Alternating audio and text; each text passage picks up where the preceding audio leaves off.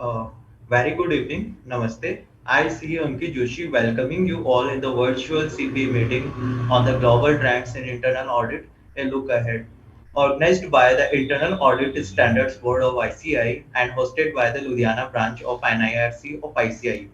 Before we move ahead, I would like to acknowledge the tireless efforts of our chairman, CA Charanjot Singh Nanda sir, and his entire team.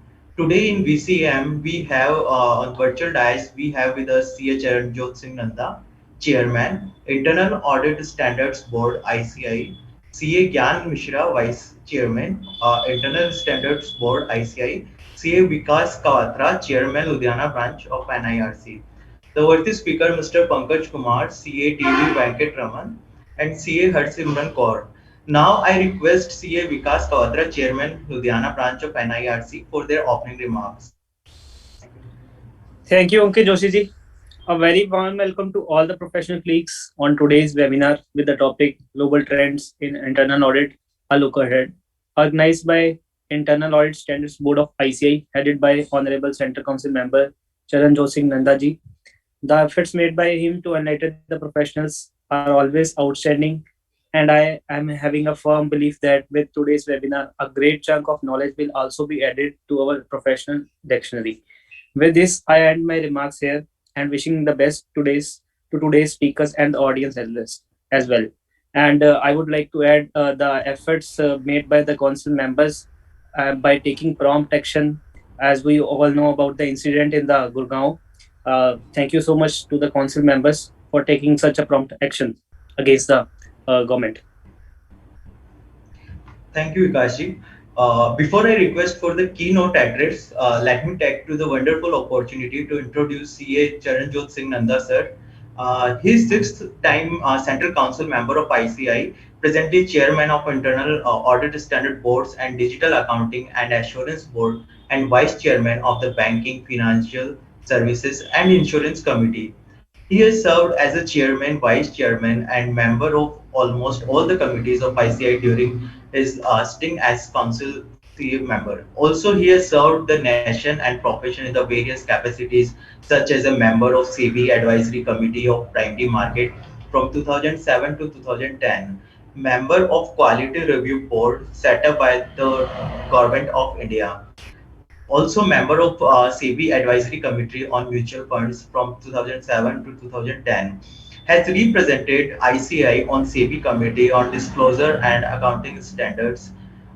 He was also the convener of the expert group constituted by the Ministry of Corporate Affairs, Government of India on the investor protection. Member of Southern Asia Federation of Accountants Committee on the Professional Accountants in the Business, Chairman of the Northern India Regional Council of the Institute of Chartered Accountants of India from 2002 to 2003. I request CA Charanjot Singh Nanda sir for their keynote address. Thank you. Thanks a lot, Ankit.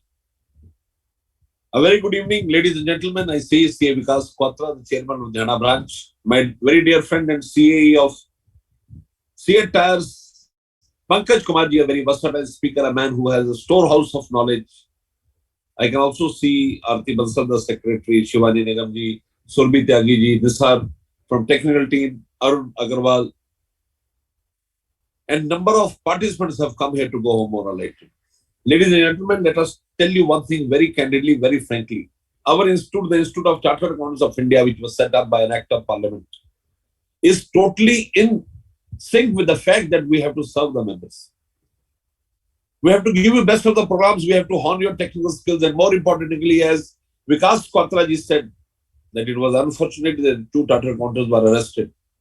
We are nowhere there to shield people who are guilty, but we want the process to be followed and the dignity of chartered accountants should be upheld. If somebody is guilty, let the law take its own course. But the only thing is that that course has to be taken in such a way that it is dignified to a profession. Our profession has done a lot for this entire country, and we want that people should be treated in a way which is warranted of their treatment. Ladies and gentlemen, our today's webinar encompasses number of things, and I want to just put in my PPT so that I'm able to take you through the entire process. Hold for a second, please.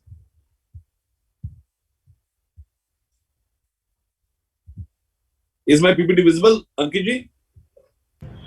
Yes, sir. It is visible now. Yes. So today's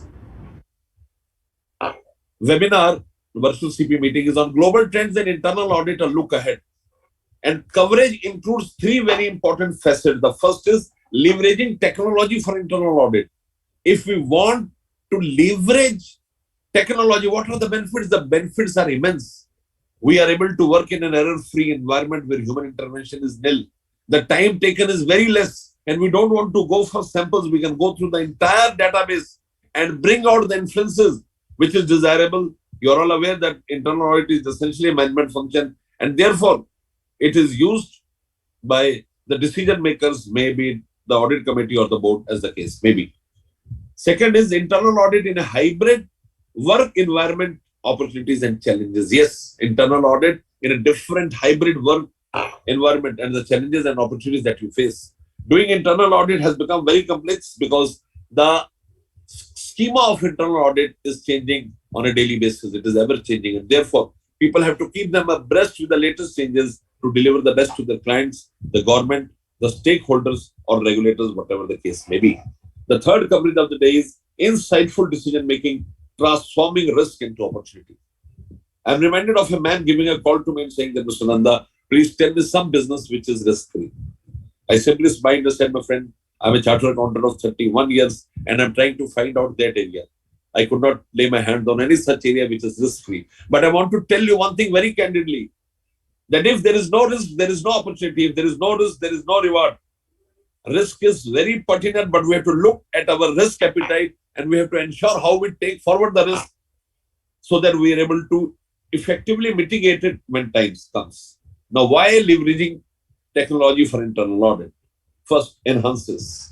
It enhances the audit coverage. Yes, the audit coverage is on a larger subset, enabling continuous audit. Once you are with technology, you can at every point of time check what the things are and do that corrective action. And third is driving process and activities efficiently. Very, very important. When you leverage technology, you have this benefit that you are able to effectively use that for your benefit. Now, what does leveraging technology and internal audit mean? Number one, you have machine learning techniques. Yes, it enables enhanced review of large data sets and improved risk analysis. You have a better impetus to work because you have got technology as an enabler. Predictive modeling helps to anticipate areas of risk. Whatever areas of risk there, you can anticipate and work in that tandem. Natural language processing, which is very, very important because it classifies and analyzes large volume of unstructured data. So wherever the data is, you can always derive it and use it for bringing value to the entire perspective. You all are well aware that in today's time, data is gold, and how to take benefit from that data is important. You'll be seeing that something is not coming on my iPad. The reason is we have newly taken the Apple iPad and the relevant things are not coming. So I will have to go to my software vendor for that. But still, leveraging technology in internal audit going further, we have process mining. Now, what is process mining? Process mining is a process to deliver data-driven automation of walkthroughs and assessment of control design. Everything has to be under your control. And today, IFRS also determines control as one of the most important ingredients of undertaking and doing business. Robotic process automation, RPA, extraction and preparation of data, rapid analysis of large data sets, automation of account, automation of controls. It also does automation of various opportunities and activities. Now, ladies and gentlemen, when you speak of opportunities and challenges, the opportunity which you get here is that internal audit can work more productive hours. You don't have to work here or there. You get the analytics and then you have to derive inference out of it. Second, opportunities that there is a huge decrease in operational cost because manpower and other time-consuming things are put at a bay. And you have flexible hours and in case enhanced work-life balance for employees because anybody can work from anywhere and give the desired results and you can effectively serve your board or to your client or stakeholder as the case may be. But the challenges are, first challenges of remote auditing. Let me tell you, our institute, the Institute of Chartered Accountants of India, was the first to come out with guidance on remote auditing way back on 30th March 2020, when COVID had barely started. Finding technology solutions, right way to use them. And most important is when you work at home or for remote locations, developing team culture, because once the team gets synchronized, then the effects are totally beneficial. Insightful decision making, transforming risk into opportunity is very, very important. How do you transform risk into opportunity? Treat risk proactively. You need to understand that your risk appetite is the greatest tool of you to have the biggest rewards.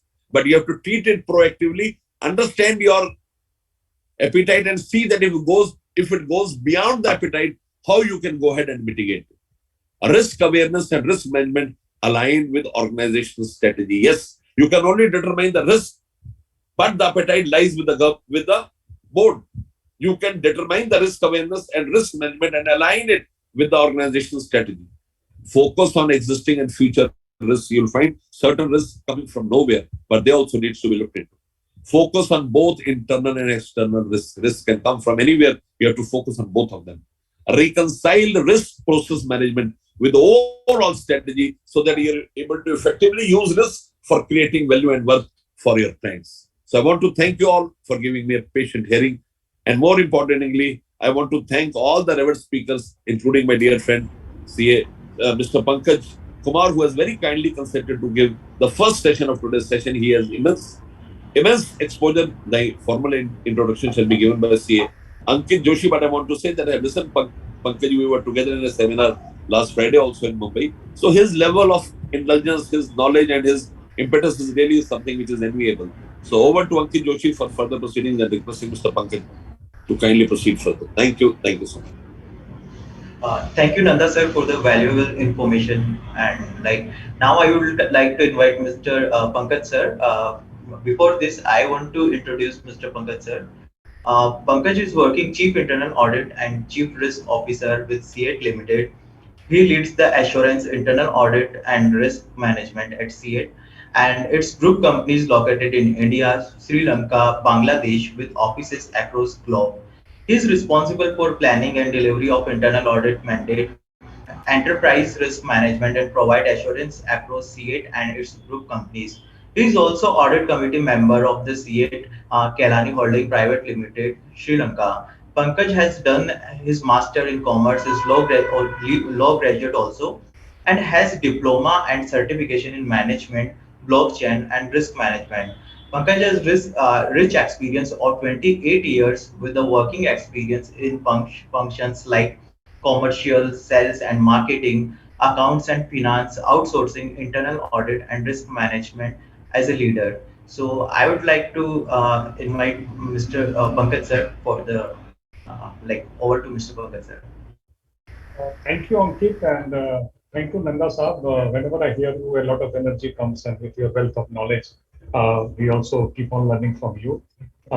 Thank you, my other colleagues. I can see Vikas and Aarti and all others on the panel.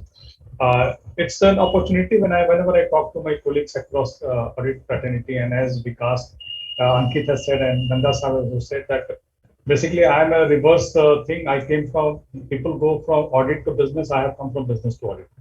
So it's just a reverse migration which happened, and which was my choice, seeing things from both the sides. And the topic which was picked up is a very interesting topic, and which is relevant topic: digital automation, IA, and how do we leverage it. So if I can share my screen, just give me a moment. Is my screen visible now?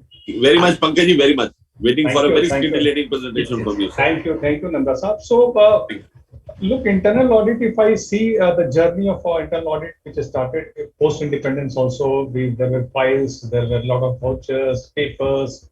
We were trained to go through those things, and companies were by and large also. Then ERP came, which was a big change event. So a lot of data shifted from manual things to ERP. Then the digital intervention started, and the tools started coming. And I will say that a lot of listed companies nowadays have basically it has reached to a level now we are having paper-free board meetings and everything.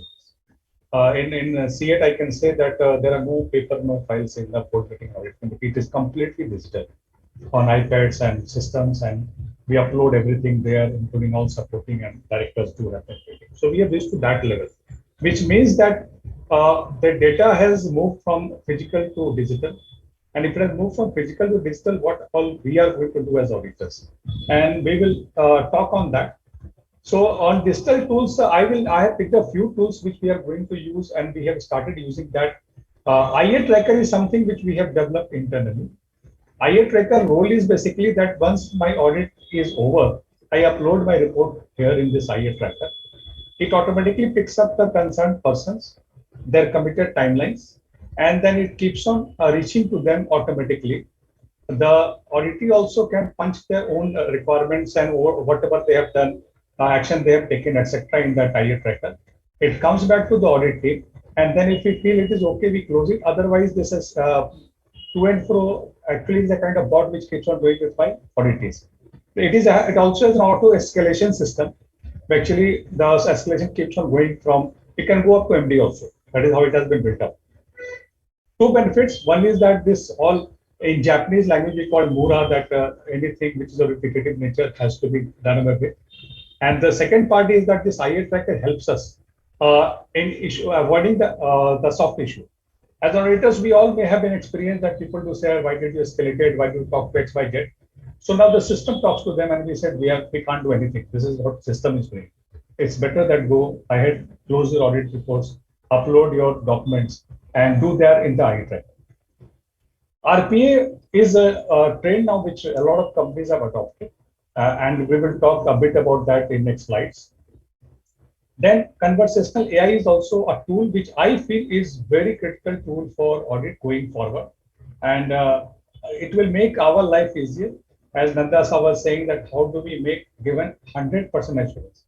Our audits had always been on a sample basis, and then if something goes wrong, then the stakeholders, including board and including regulators, also now to ask her, why did you test it?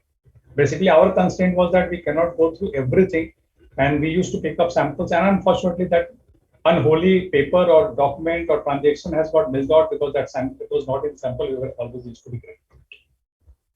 Then this is one tool which is going to be a game changer, not only for internally but for the businesses as well, because it has started getting used by a lot of sales and marketing firms for predicting using this tool to predict customer behavior, their need for future, their said need and their unsaid need also, which means that whatever customer is thinking but not saying, these kind of tools are helping there. This also we'll talk about how we are going to use this in our function. And of course, the bots. Bots are going to our extended team member in our function. As Nanda Sir was saying, that every company will, and it is a natural thing, looks at audit function as a cost center. And then the resource are the constraint. So these bots are going to be our future team members with the least of cost, and it will be a kind of 24/7 thing available for us. Now, this is predictive analytics works like this. You can read that this uses the data with a lot of algorithm machine learning and identifies the likelihood of future outcome. This is the historical data. Now, that is basically what we do in audit. When we are planning our scope or the areas to be covered, etc., and the risk. So this is I will be a game changer basically, because they're using this tool in its present avatar, and I believe that in future this tool will be more effective. Current example is the Google and some other tools which are using on our mobiles. So if you do a search on Google, it actually starts giving you the related references. It can also tell you that if you are near airport, then do you want a taxi? Restaurant, do you want this food? And kind of thing. So this is what it is doing, that basis your data and your behavior. It is combining that into and telling you that what is going to be your behavior coming forward. And this is true with the data and future requirements of our organizations also. Now, let's come to RPA. RPA, we all are aware. This is a process where it uses the data with certain codings and certain analytics, and which combines the APIs. It talks to, if there are 3, 4, 5 IT platforms, and converts that into a kind of output which we require. This is how robotic process automation works across. We are just trying to understand the tool first, and then we'll discuss about the audit part. And this is an interesting one, and I like this. I have used a bit. I will not say that we have started, become expert in that. So this is a tool where you can talk to the machines in the language they understand. In very generic terms, but without getting into very technical. So today what happens, if I want certain reports or certain things from my SAP ERP system or some other system, we have some ideas, we tell it to IT writes the code, and that is how the output comes. Now this tool in its advanced avatar, I can talk in English with system. Can you give me the aging of particular data with highlights of a region, customer, and different views? It will convert your language into a code and give that report back to you. This is how powerful this tool is going to be. So this is again, it will be like a personal assistant. Can you give me that file data? It will give me the reports and your output in the way you want to see. And then bigger language modeling. So this again is something which we can talk to machine in the languages in the way we want, and it will convert that into the output what we require. Now look what these tools are going to do. Now what will happen if I see a typical audit plan, then first we look at the trial balance.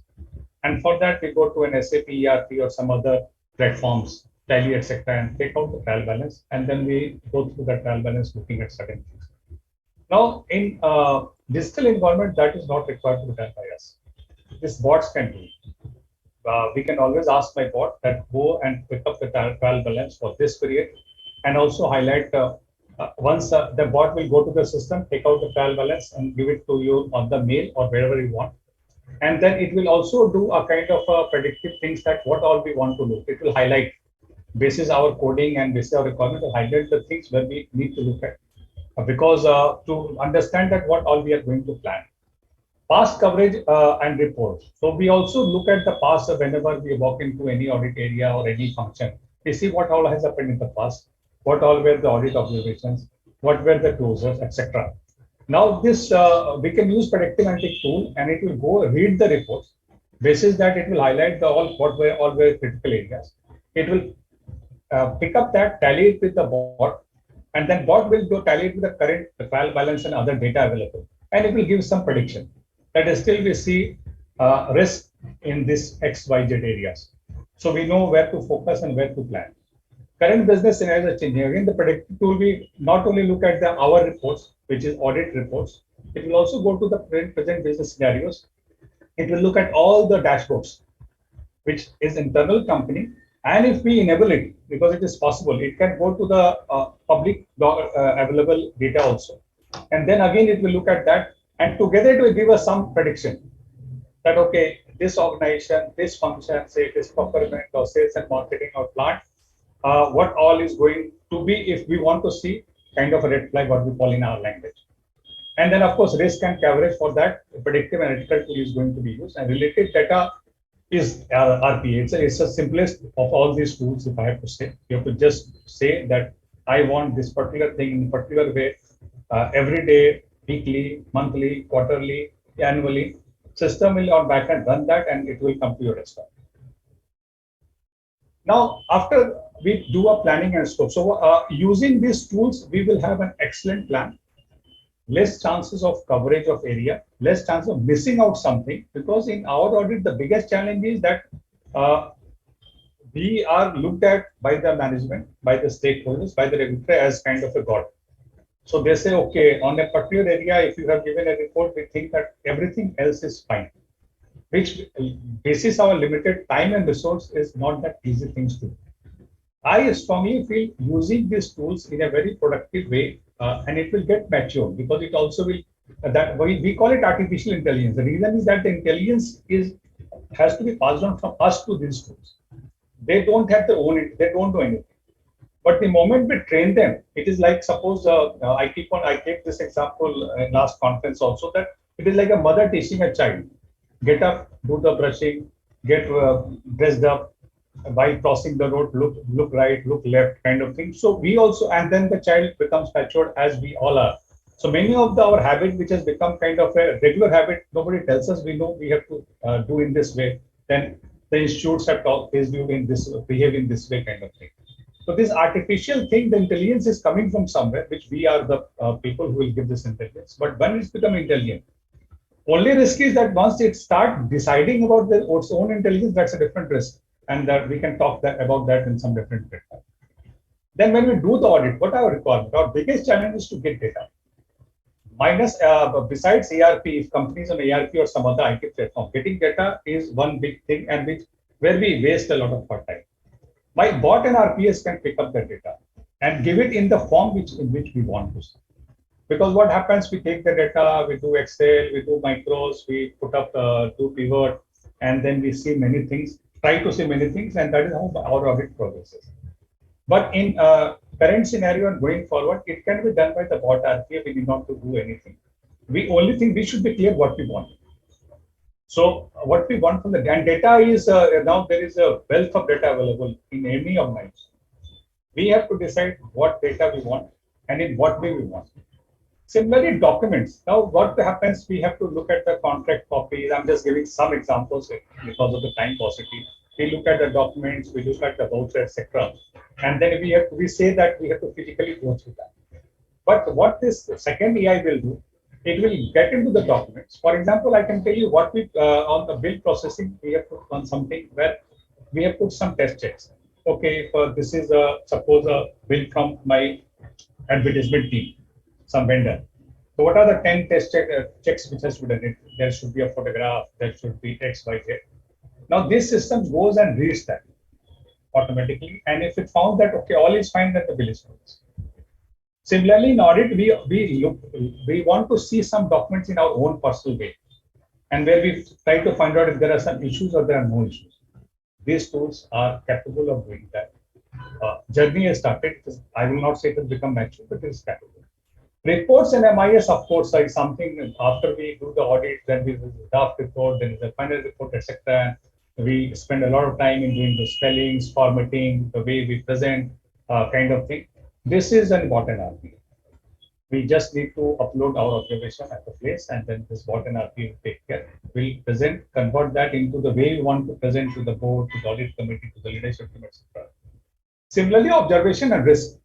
So that is also a challenge. At times it becomes very subjective. We have found some issue and we think that this issue is either high risk, moderate risk, low risk. But using this tool, we can make a very objective decision. Because at times what happens when the things which we see as a low risk actually becomes a big thing for a company. Example being that employee has to get rotated. Employee has to get rotated every 3 years. And suppose he has not got rotated. We know one big fraud in India has happened because of that. And people may have thought it's okay. If not 3 years, he is there for 5 years, so what? But then maybe that was a human judgment which went wrong, completely wrong. And the people run out of the country and still that issue is going on. But if these tools will not have any emotion, this will say, well, this is a risk. Something was to be done, which has not been done. And what all probabilities can happen, these tools can predict. And this is how the future is going to be like that. Similarly, I have talked about past observation status that bot and RP will pick up and tell us. So as a new auditor, suppose I'm going to a new firm and auditing a new functional area, which I have not done before. I just need to go to the repository of these observations and audit reports and apply this bot and RPA. This is our record. And it will give us what all we want to see before we start. Again, recommendations. Recommendations is basis our experience and what best practices, what we learn from other organizations. But this predictive analytics can also tell you what kind of recommendations should be there. At times, what happens when we go, we audit, we recommend, and things gets closed, and it again happens. Because what has happened, what actually used to happen, that there is a transactional closure of that. Say a debit note was to be raised, it has not been raised, they will raise, and audit issue report is closed, observation is closed. And again, next time when we come, after 2 years, 1 year, 6 months, same issue is there. So maybe because of the root cause, maybe the recommendations are either not putting up a preventive control, or it is getting closed at that particular transaction level. These tools will help you to say, hey, no, hold on, this is not the perfect recommendation. Of course, the DN has to be raised, but it will tell you to do 5 more things. which needs to be done to ensure that this repeat issue does not come in future. And then implementation assurance and validation of closure. As I said that we are using one small tool. It is developed internally by us. So in that part, that tool takes care of everything. It keeps on reading what has not closed. Suppose if somebody is uploading some document, it will check, read. Of course, we are still working on that. It is not reached to a maturity level where we can say automatically everything is happening. But that is what is the way forward. So it will validate the documents also, that this supporting document for this closure is okay or not okay. If okay, it will go and close. It will give an alert to you. Is it okay to close? Of course, you will have to say yes, okay, and then your observation gets closed. So we will be able to give a better implementation assurance. A tracking is there. The follow-up and Mura will go out of our life, and this is what this tool can play. Routine and repetitive review. These are few of the examples which came to my mind instantly when I was making this deck. These are the things which we do very regularly. I think, and this is a very, I think, time-consuming also, and at times become very boring also. This can be tool done by tools system. Data's review, it will go, it will review, it will only give you the highlights that these are 10 data which are high risk or which has come into certain aging limit or when no action has happened. And then we focus on those 10, 12, 20, 30, whatever number is given by my partner. And then similarly for advanced, master governance is something where we go and master is the soul of any ERP system. Anything wrong in master actually can play with all the controls which we think is working. A tick and untick in the master may take away all your controls off. For example, your credit governance, your KYCs, where the related parties, etc., are working, not working. Today, what we do, we just download the data, we go through all the mandatory fields, the PAN number, GST number, and etc. This is doable by Audit-A. You give your directions, it will go and it can check on real time. So every day, if some exception happens, our node can complete. That look, this master, this change has happened, and you can see that whether this change was right, wrong, or somebody is playing with something. You can also come to know about related party transactions. That if some master, somebody as a customer has become a vendor or employee has become a vendor kind of thing, it will give you a real-time alert. So this is something which these tools can play, and this one-time direction, because those things are clear from our side. Only once these things are put into place, it will keep on running. Authorization and compliance. One of our audit objectives is that, okay, do you have the authority, who signed, the maker, checker, etc. This can be done by RP. Easily done by RP. RP, a basis of authority metrics which will upload in RP. It will keep on checking and give you alerts that these are the violations or these are something which has not happened as per the board approved or leadership approved authorizations. Non-compliance again is something which is our regular audit report. The main one thing which comes in all our observations. This is a process, there is a system, or there is a regulatory requirement where non-compliance happens. Again, bottom up. Just build up that, it will go check, come back to you and give the exception. So the advantage is that as an auditor, then we will get the exception report directly. And then we can work on exceptions. We will try to revalidate few things, and then a better control system and better control culture and environment will be built up inside the organization, wherever we are working. As a consultant, if you are working, or as an auditor, we are working. These are things. Vouching and data validation, as I said, this conversational tool can do easily. So vouching again is something very mundane, and you cannot do 100% vouching. We pick up sample and then we give assurances. These tools can keep on doing real-time vouching on some critical areas. Now, the challenge which will come to us, which I feel, is that will people spend money for these tools for audit? And here my suggestion is that if our companies or the companies where we are going to audit is using some of these tools, don't try to build up a separate tool or requirement for audit. Make this part of those tools which are already running in the system.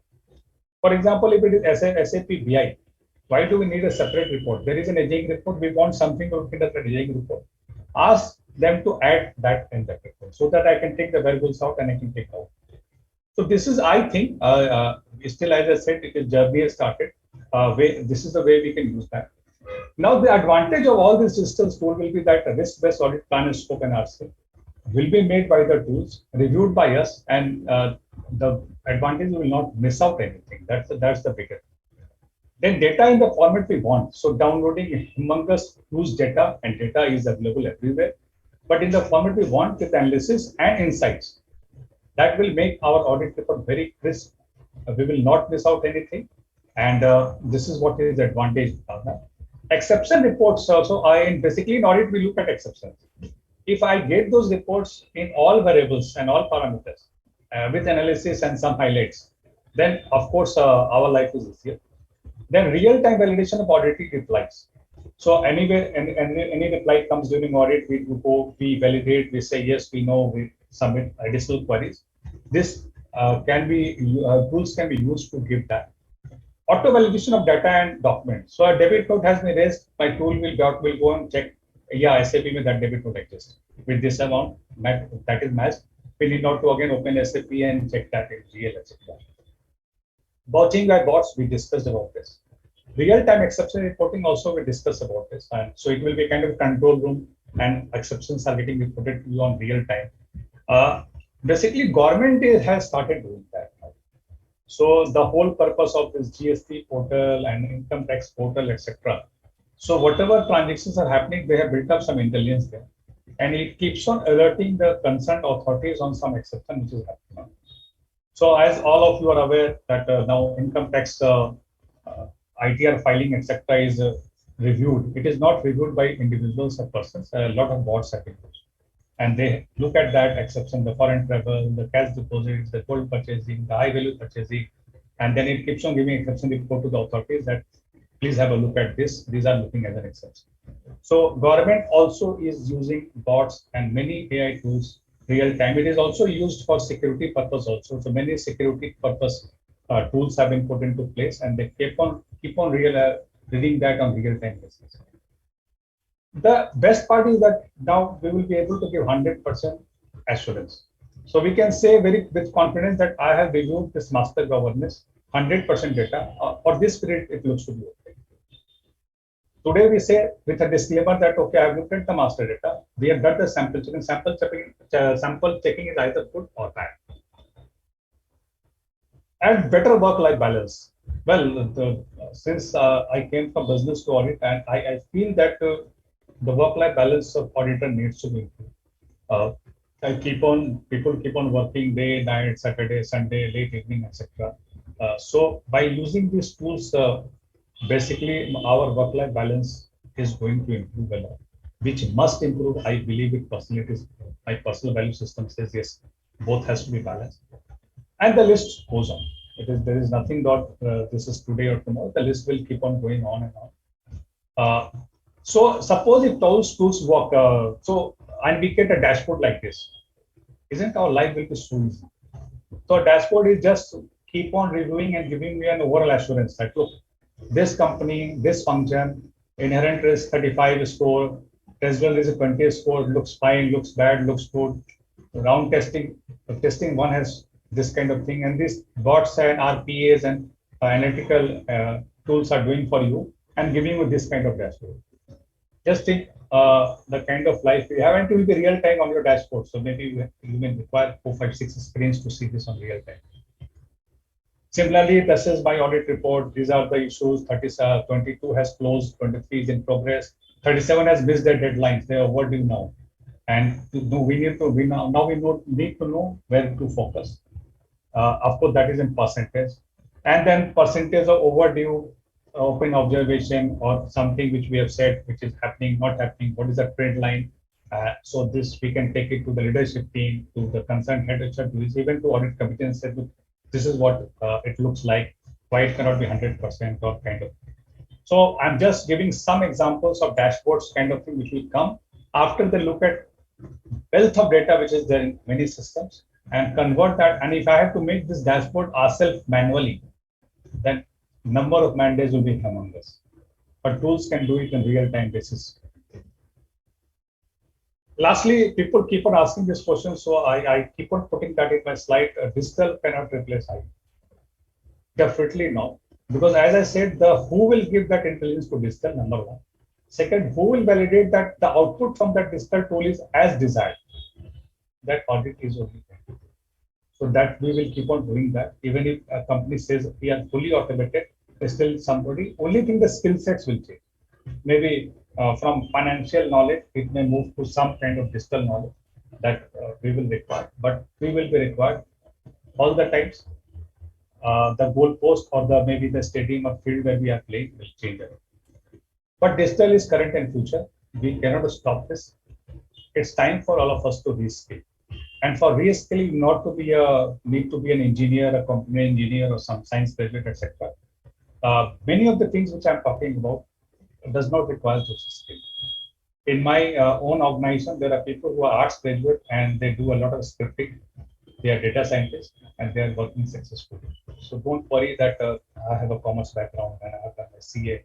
So how do we look after this? It is doable. Yes, we have to take one step forward, but we need to reskill along with our business. Thank you so much. Thanks a lot. Thank you.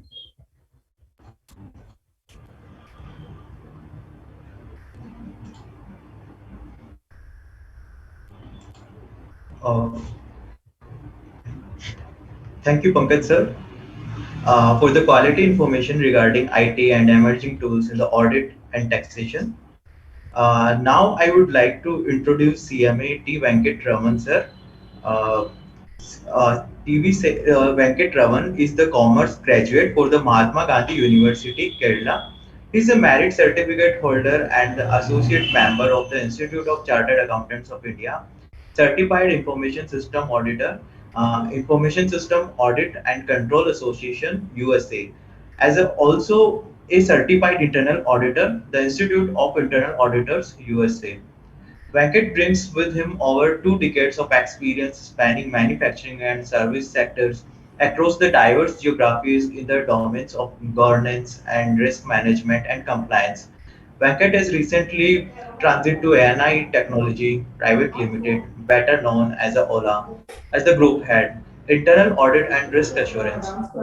Prior to joining OLA in November 2021, Venkat led the internal audit and risk management function at Ashok Leyland Limited and its group entities. Venkat has also had a stint with Flipkart, Aditya Birla Group, Deloitte, and Jindal Iron and Steel Company Limited. Under the leadership, Ashok Leyland backed the ICI Lombard and CNBC TV18 Risk Management Award in the category of Best Risk Management Framework and System Automobile. In the Jan 2018 and Jan 2020, and conducted the Golden Peacock Award for Risk Management for the years 2018 and 19 from the Institute of Directors, India. During his stint with the Aditya Birla Group, Venkat received the Group Chairman's Award for the Functional Excellence from the Shri Kumar Mangalam Birla, post which the underwent the Execute Education Program on the Leadership at Kellogg Schools of Management, USA. Outside of the work, Venkat has interest in reading, speaking at the professional body forums, nature, photography, and classical music. So, for the today's topic of internal audit in hybrid environment and opportunities and challenges, I would like to now invite Venkat Ramanji for the discussion of the topic. Thank you. Yeah, thank you so much for the opportunity. Thanks for the introduction, Ankit. Uh, Let me share the screen and we will get started.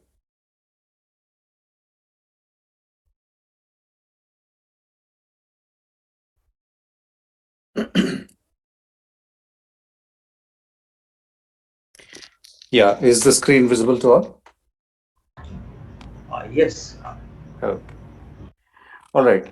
Thanks once again for the opportunity, and let me first of all, indicate that while this is a topic mostly most of you would have actually been aware of or have experienced it, I thought I will just bring in an outside-in perspective, and also as a practitioner, during my stint in Ashok Leyland, how we manage the opportunities and challenges within the hybrid work environment. Uh, so, a small disclaimer, the views that are being presented in today's session are personal and not really the views of either IIA or that of my present employer. We have a few slides here, but I would like to, dwell a bit more on my experience rather than, run through the slides. Of course, a few pointers for how to navigate the turbulent environment that we are in is what I will try and capture. What exactly is a hybrid work environment? I'm sure most of you know that as the pandemic struck us in March 2020, the world was turned upside down for all of us, and not just the internal audit profession, right? But as internal auditors, I'm sure we did not really anticipate that we will live in an environment, or we will live in an era where the audit function will have to execute its responsibilities remotely, right? None of us envisaged that. So this is what is the new normal. And now that, of course, the pandemic, we have had not just one wave, we have had almost three waves of the pandemic, with the Omicron being the latest. Work from home, or work from office and work from home, the hybrid environment is the new normal for all of us, right? So your personal space, there is absolutely no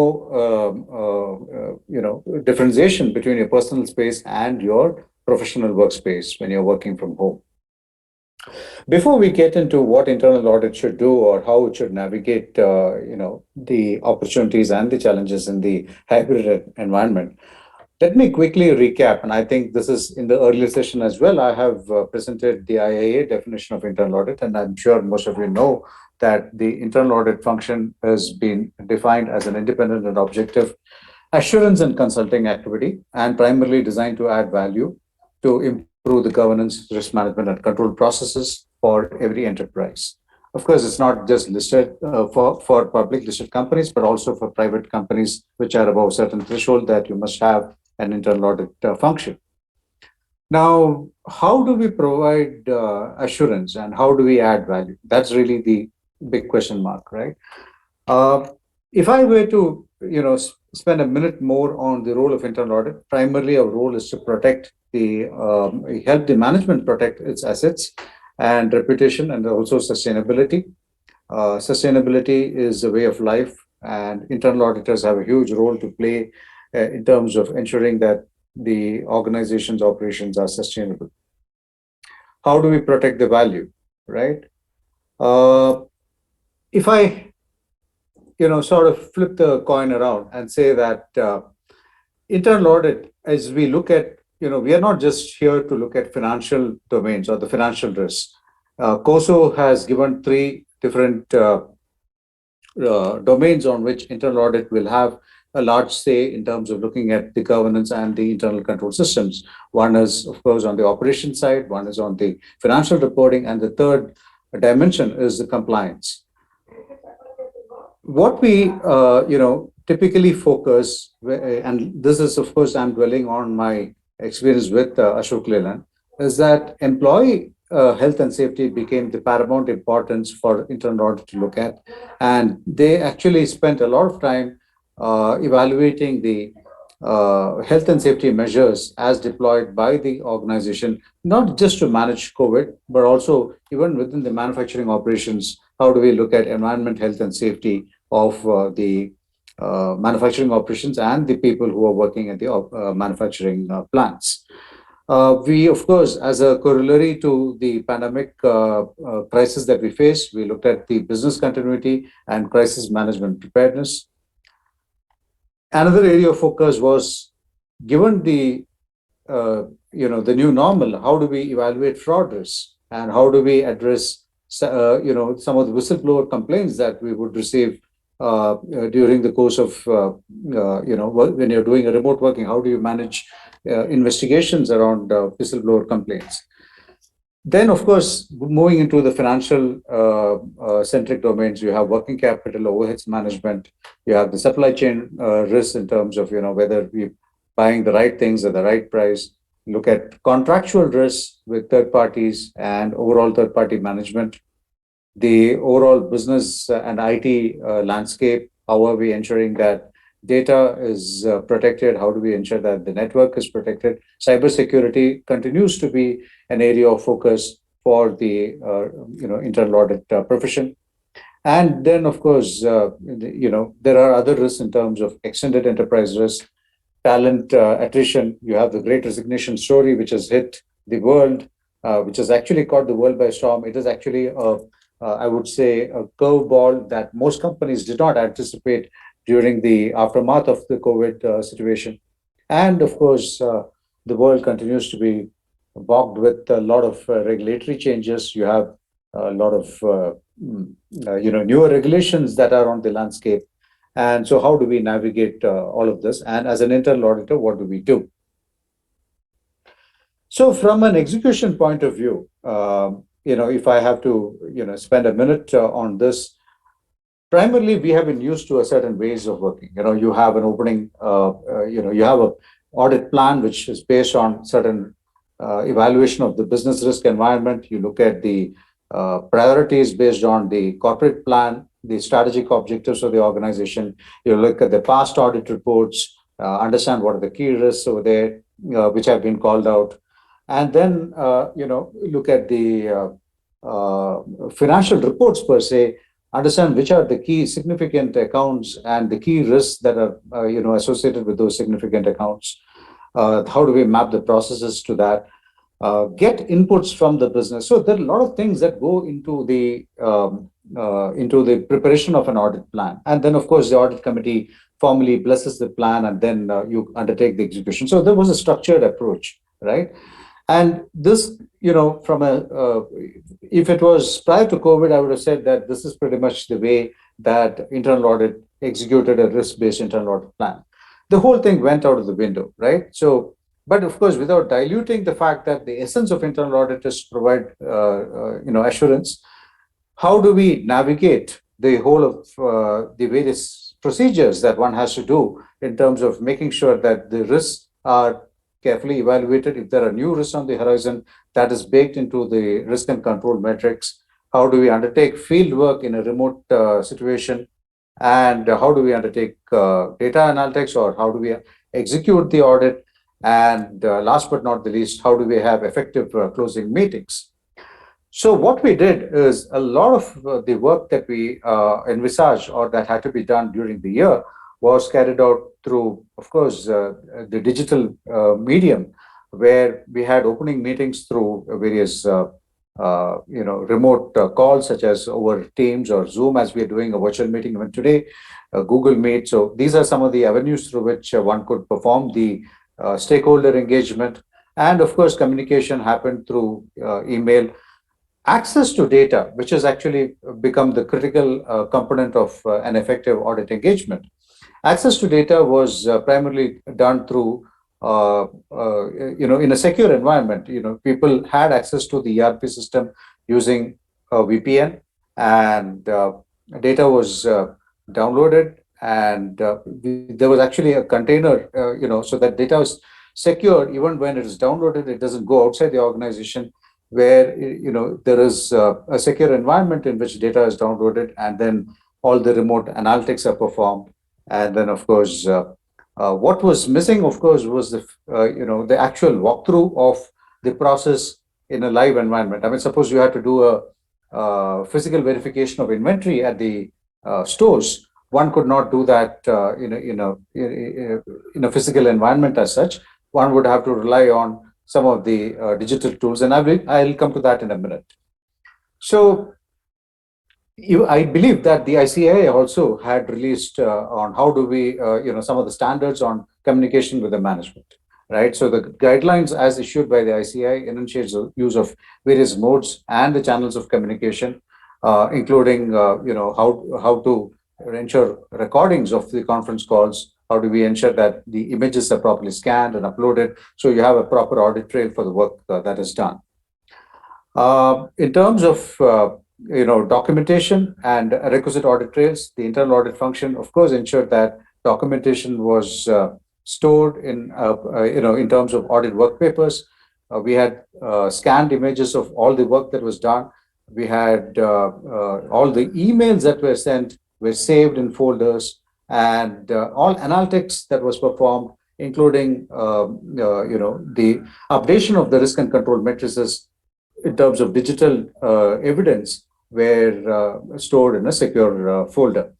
Now, this became the crux of any review that was done to ensure that the quality of the work in terms of assurance that was being provided was backed by appropriate evidence as well, right?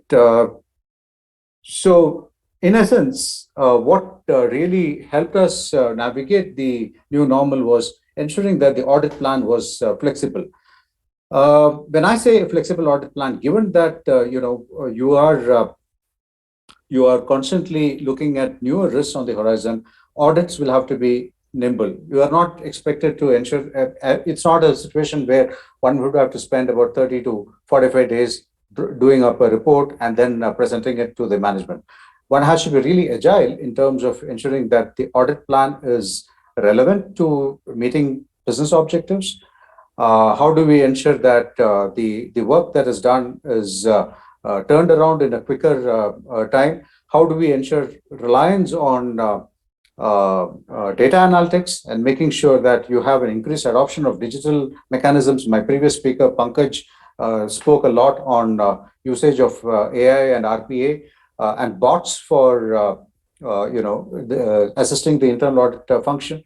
I think analytics is here to stay, and even in my current engagement at Ola, the work that we do is almost 70 to 80% analytical driven, and this will help the business also take decisions in a timely manner. Ultimately, the crux of all the work that we do is based on the assessment of the risks that are pervasive to that particular process. As I mentioned, higher impact audits and the lower turnaround times. Business is not, today in today's world, business does not have the luxury of time to look at an audit report that is 30 to 45 pages long. The focus will have to be on what is relevant and what is critical for the organization to take cognizance of and act upon in a quick time. And therefore, the audit focus will also have to ensure that only the key risks are focused on. Let me take an example here. So if I'm talking about procurement, I would typically look at master data management around procurement, and I would look at the quality of whether there is an adherence to the delegation of powers, and also the price variances that are there for a given item that is being bought repeatedly, to assess whether there are risks associated with the purchase governance that is established for the organization. So the audit focus and approach will have to be dynamic. I mentioned about that earlier. Agile internal audit is a new terminology that is being, that is very much heard around in the modern internal audit jargons. And I would use the fact that, agile audit has come from technology-driven environments where in the past, you used to have a waterfall model for developing software, right? So people would develop the software and then do a testing around it before it is migrated to production after assessment by the quality team. In the agile model, the entire timeline for developing the software and moving it to production has been crunched. You actually run through the entire software development in various sprints, where each sprint is not more than 2 or 3 days, right? Similarly, internal audit will have to look at execution of an audit plan in various sprints rather than taking a cradle to grave approach for a given process. And audit reports will also have to be more of a quick action report than as I said in the beginning, more than 20 to 30 pages. Nobody has the time to read through such lengthy reports these days. So a quick assessment of the risk, reporting on what's gone wrong and what are the corrective measures, including the root cause analysis, through a quick action report will serve the purpose far better than a lengthy audit turnaround time and a lengthier report.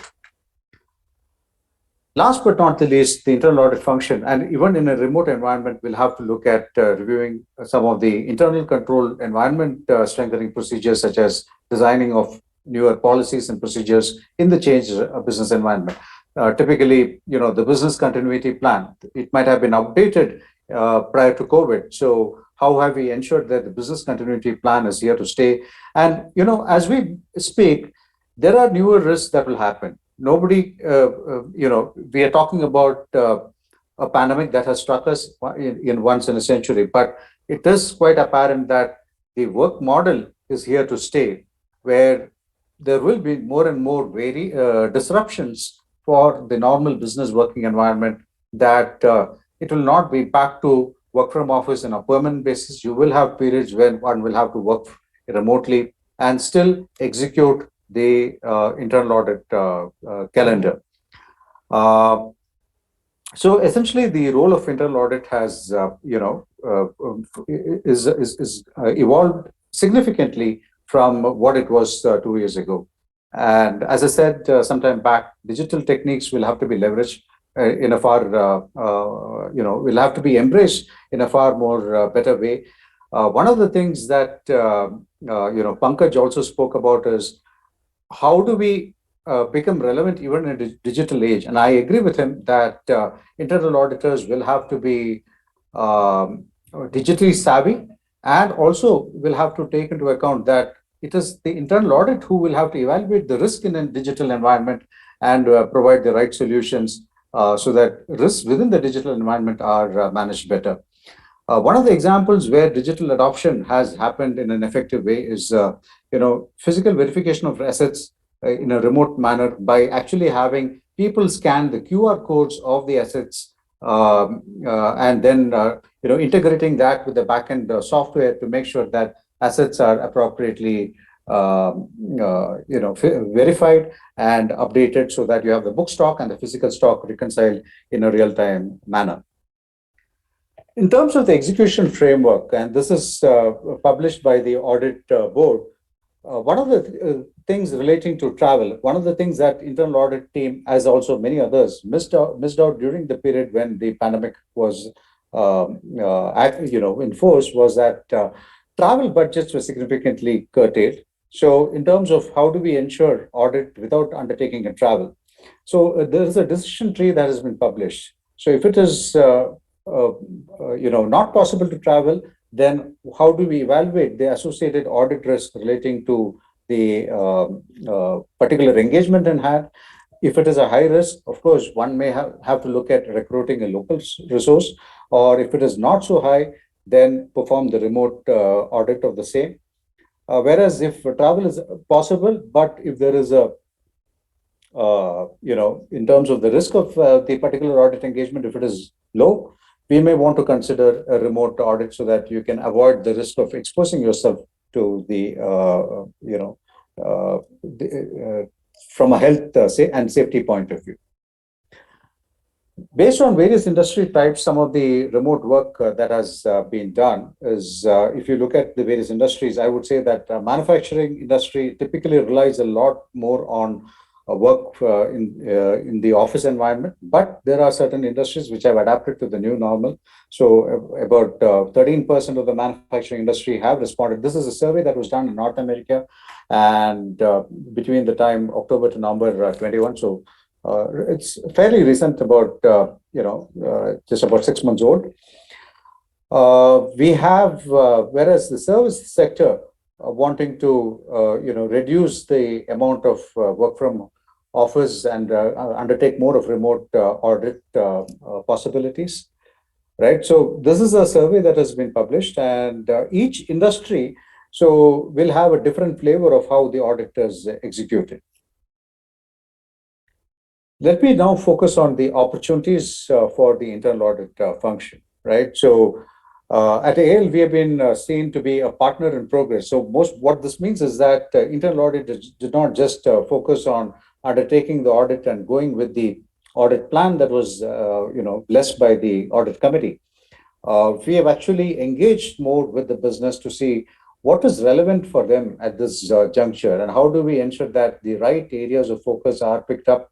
We had a lot of stakeholder engagement in terms of looking at the right risks and what are the emerging risks on the horizon, considering the disruptions that have been, that were there, and worked with the team to ensure that the updated control procedures or control activities were documented.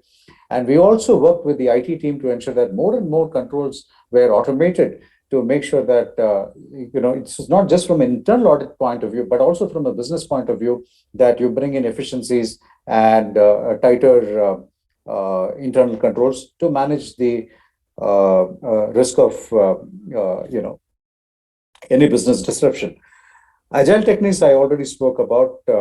You also need to be creative to conduct the assurance engagements. When I say creative, it is not to, it is not window dressing. It is actually ensuring that you work smarter to highlight the risk using the adoption of analytics, using the adoption of digital tools.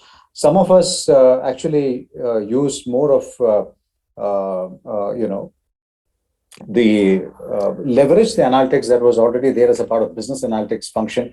So Microsoft Tableau as also Power BI were used to ensure that the right data sets were captured. We also had a continuous control mechanism within the ERP system to pull out the tables and focus on the risks that related to whether it was purchase transactions or sales transactions. Shorter lead times and turnaround times with respect to the audit, I think this is critical. It's an opportunity for internal audit to become more agile and nimble-footed. How do we ensure that with the lower manpower budgets, it's actually, given that you have remote ways of working, one may want to, reconsider the amount of effort and work on, probably the right staffing model for the internal audit function. The last few points actually relate to investment in technology to support the virtual environment. Now, given that everything has moved to digital, internal audit functions also will have to leverage a lot of technology tools. And what this means is that using whether it's an audit workflow solution or whether it is adoption of analytical solutions like Power BI, etc., one will have to stay invested in the right technologies and draw on the relevant insights using such tools. Upscaling of IA talent, there are a lot of courses that are available, and I'm sure people are hooked on to their laptop for almost about 80% of the workday. And in that case, there are access available to multiple digital courses.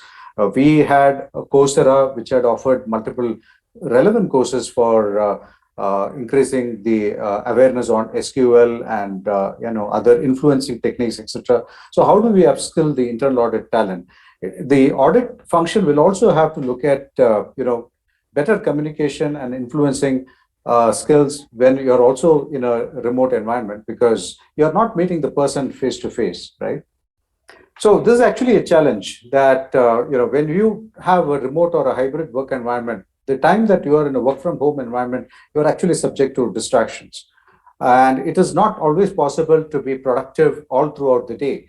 So the audit function, as in the case of any other business function as well, may be subject to lower efficiencies and lesser productivity outside the office environment.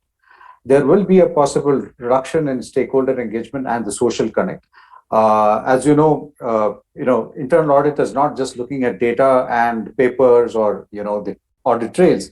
You get a lot of insights of the business and what's happening using the social connect or water cooler conversations that happen. So this is something that most of us missed out when we were in the lockdown situation. So I agree that one of the key challenges that one could face is when you are in a hybrid work environment is a possible reduction in face-to-face stakeholder engagement and the social connect.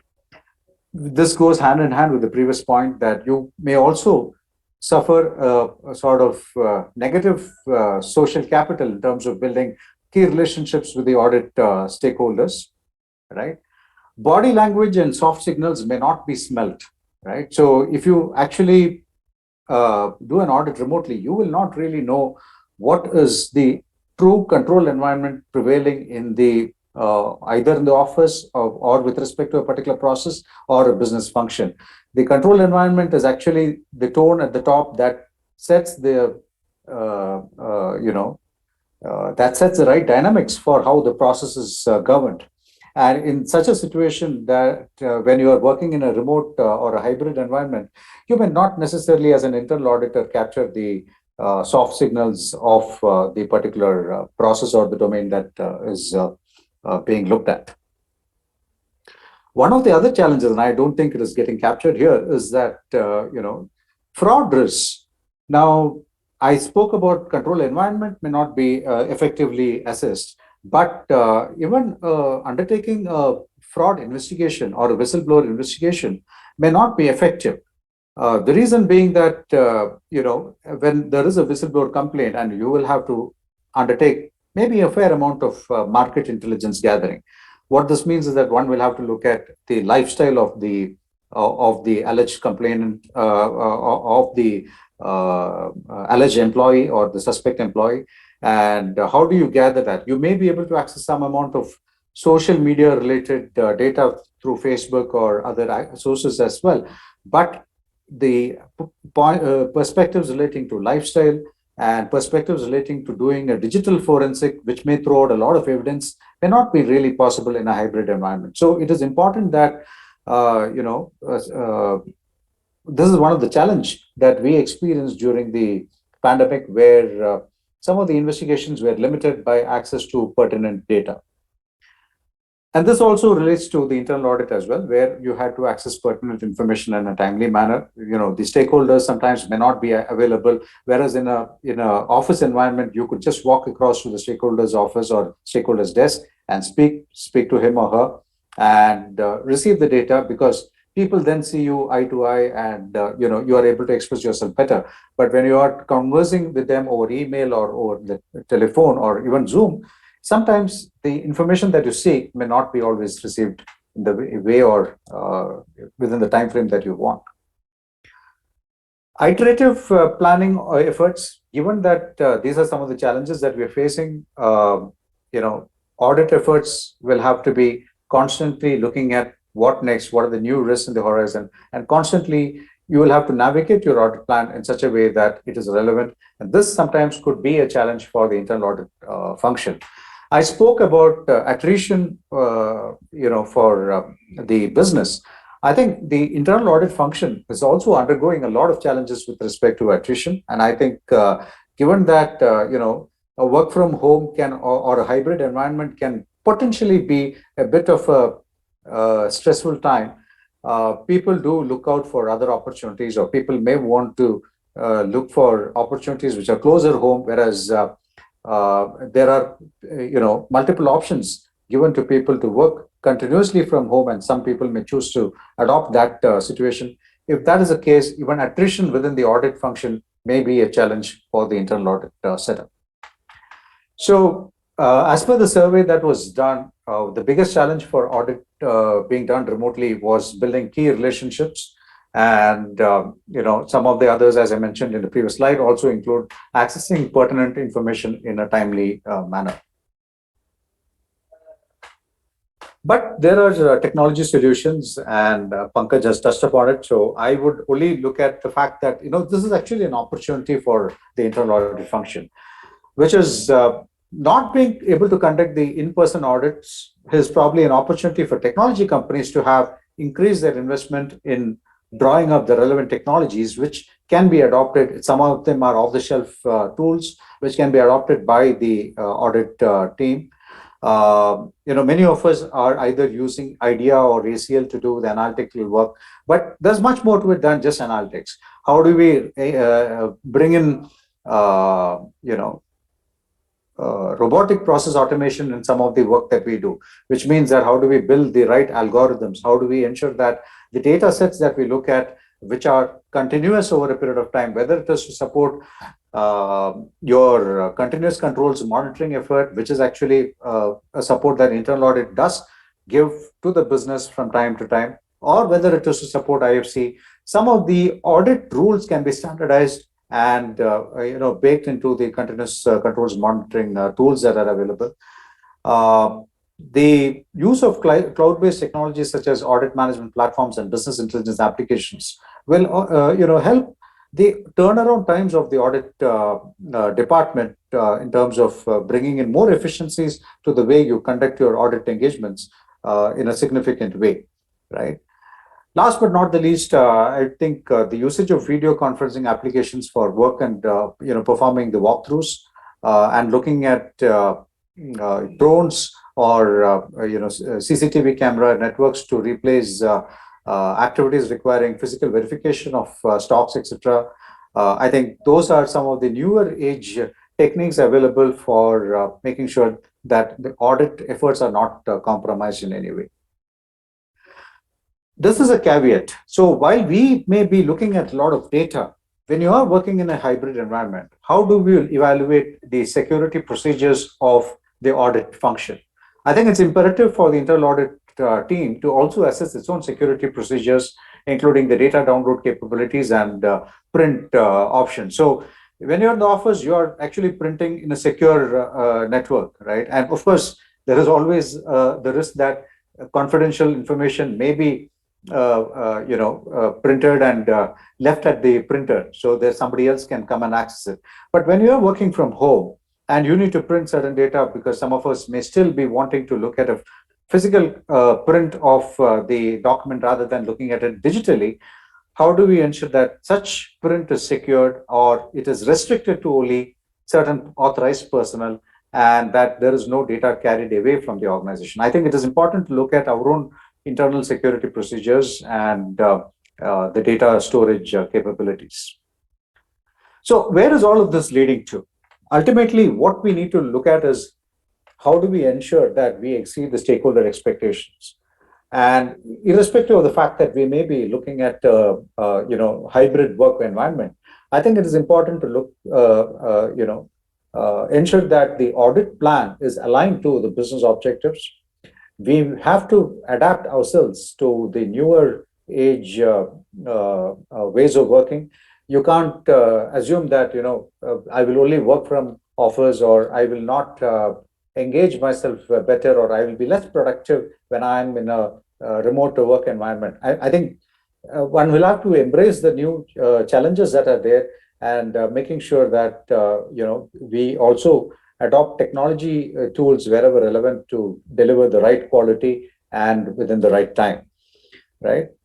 So I think it's, if I have to sort of conclude this, I know it's been a very short presentation, but the essence of what I had to convey was that we should recalibrate all the risk and control matrices. We should work with the business, make sure that their priorities and the changes to the business landscape are well captured within the risk and control matrix, so that it is a live document. It actually reflects what are the current changes to the business process and what are the current changes to the risk landscape, and the design of such controls which are being built to mitigate those risks are appropriate, and they should be tested for operational effectiveness, which is what an internal audit function should be always cognizant of. So risk and control matrices are never a static document. They have to be made dynamic. I already spoke about the fact that the innovations as related to the changes in working models will have to be blended into the audit approach as well. And it will continue to evolve. It is not that, once the model has been created, it will remain static for a long period of time. It will continue to evolve. There will be more better ways of making sure that internal audit truly is agile and relevant to exceed stakeholder expectations. With that, I will conclude my presentation, and I'm happy to take questions, but I believe there is a separate question and answer session probably after the next speaker session, actually. Thank you so much. Thank you, Venkat Ramanji, for the valuable information regarding the role of IT in the audit. And we'll take the questions at last, because currently, like I can see as of now, there is no question. Uh, so now I would like to introduce CA Harsimran Kaur. CA Harsimran Kaur is the Chief Internal Auditor of Fastway Group, having diverse experience in internal audit management reporting, financial controls, SOPs, risk assessment and management, process review, process re-engineering, compliance, financial accounting. So I would like to invite CA Harsimran Kaur uh, for the topic of discussion is today's insightful decision making, transforming risk and opportunity.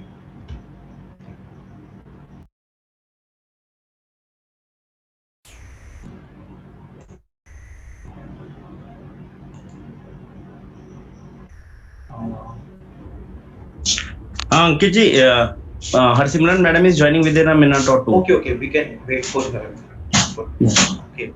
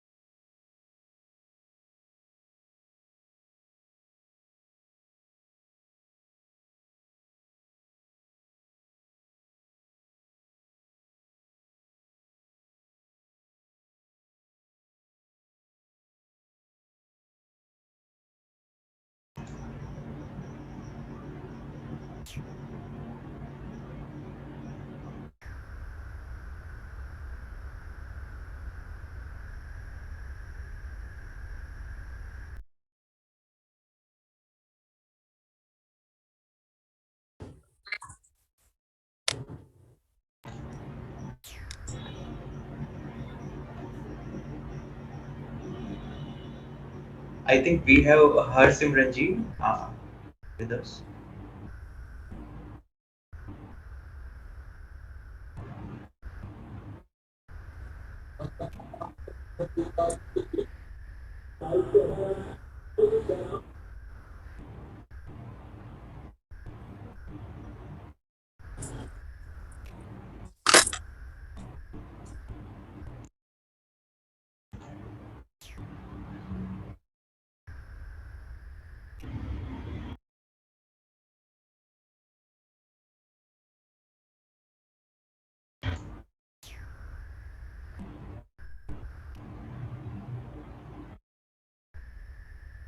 Good evening, Harsimranji. Are you available right now?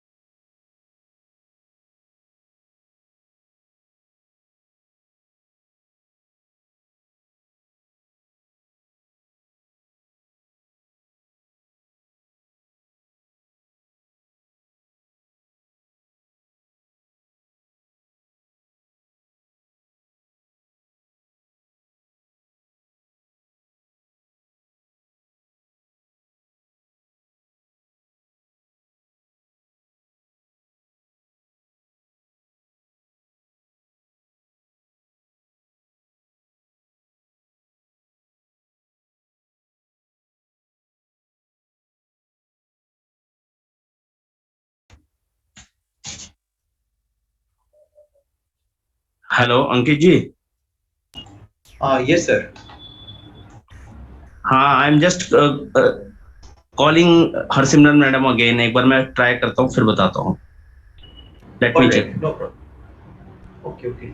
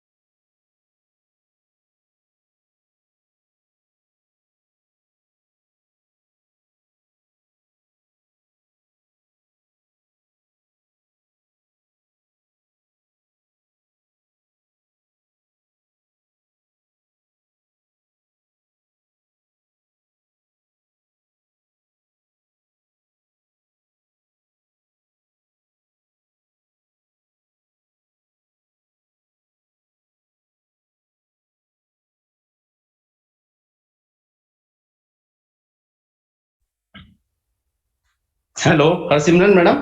Hello.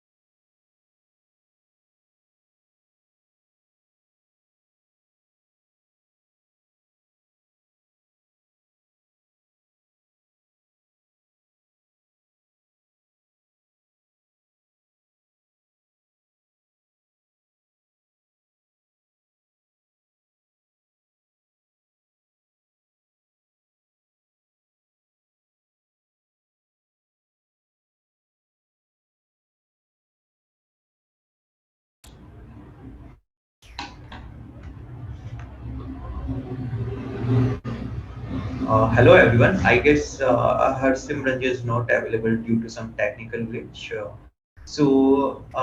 We have a few questions. If Venkat Ramanji sir is available to take it, I would request them to like for the questions. Yeah, sure. Okay. Okay, one question is asked by Subramaniam Iyer from the Kochi that due to COVID, there is a loss of lifelong sickness to the staff, which is affected manufacturing. So, like in such cases, like how to like go for the safety and other things. Could you repeat the question, Ankit? I didn't understand the question. Well, that is Okay, actually. due to COVID. What was the next part? I didn't understand that. That actually question itself is not that much clear, but it is written out there that there is loss of life of the and sickness to the staff, so which affect the manufacturing. So like how to minimize these issues. Okay, no, I understood the question. So it relates to how do we protect the health and safety or life of the employees and the extended ecosystem within the organization. I think fundamental thing what we've done in Ashok Leyland is we formed an emergency response team, and the internal audit function was also part of the emergency response team, which comprised of the head of HR. We also had the IT team, the HR folks in terms of HR business partners, and the risk management team was part of the emergency response. What we did was reach out to every manufacturing facility, not just manufacturing facility, reach out across the organization. But I will just stick to the manufacturing facilities at this point in time, given that that was what the question was relating to. So we, number one, we communicated in terms of what are the safety protocols that employees should adhere to, right from the fact that you had to maintain social distancing, keep ensuring that you're disinfecting your hands each time you touch an object when you go out and come back. That is, and wearing a mask. So I think one of these rules still continue to apply, but that was reinforced right from day one, right? So that was point number one. Point number two was with respect to the fact that we had an extended reach of hospitals and medical fraternity network with whom we had tied up. And we also had our own company doctors who came out with clear guidelines in terms of do's and don'ts, including the hospitals that would be of support or the medical facilities that one could avail of when there was a when there was a personal crisis in terms of a health issue, or somebody in the family fell sick, etc., due to COVID. When the situation was grave in terms of people having in the second wave the oxygen cylinders and all were required. So we actually provided them those facilities, and including developing our own in-house, what we call as what is the right term? The oxygen pumping machine, which would provide which would be beneficial for people suffering from breathing issues, right? So some of these interventions were there, and then last but not the least, communication. So I think the more important thing is, rather than keep talking about the downside, we also try to create an environment where people felt positive and motivated. So we had these practitioners, or we had the professionals from the health and wellness centers who gave us a lot of insights and tips in terms of meditation, yoga, and how do we promote general well-being in terms of exercise. Some of the simple things in terms of making sure that you cut down your time in the office, or using their laptop, and spending more time with the family, making sure that there was no lack of engagement from the organization, making sure that the employees were well mentally healthy and not just physically healthy. I think this was what we felt was the most critical aspect: staying mentally healthy during the times of COVID. Yeah. So I think most organizations did, have a similar setup, and I don't think it was just Ashok Lehar. So, but I'm happy to share that the emergency response team worked round the clock, and we were of support to anybody who was in distress. Thank you, Venkatramanji, for the question. And the another question is asked by again IRG, that if remote digital physical verification is there, then can you explain how who will do the physical verification at the location when staff travel presence was not possible, and upload the actual position? Like he might be asking that in physical verification, if travel is not possible, then who will accountable and who will take the responsibility for that? Like if staff level is not present. No, so if there are CCTV cameras that are there, I think one could request that the cameras be positioned in such a way that some amount of physical verification is possible. Of course, the effectiveness of the physical verification depends on a couple of things. One is the clarity of the video feed, which is there. That is number one. Number two, whether the assets are tagged and are stacked in such a position that it is visible to the auditor. So I think you need to have those primary safeguards, or rather, I should say, measures in place to ensure that the physical verification exercise itself is not just an eyewash, but actually it's done in an effective manner, even though we may be using digital or remote audit techniques. So if those safeguards are, I mean, if those measures are available, then I think it is possible to do effective verification. I am told in one of the recent conferences that I attended, I heard from a senior person that in a leading jewelry company, they actually, when they had to do the audit of the jewelry at the stores. The jewelry owner actually showed the embossed, the asset number, the ID number, which they have a serial number code for using the WhatsApp video call that was shown to the auditor.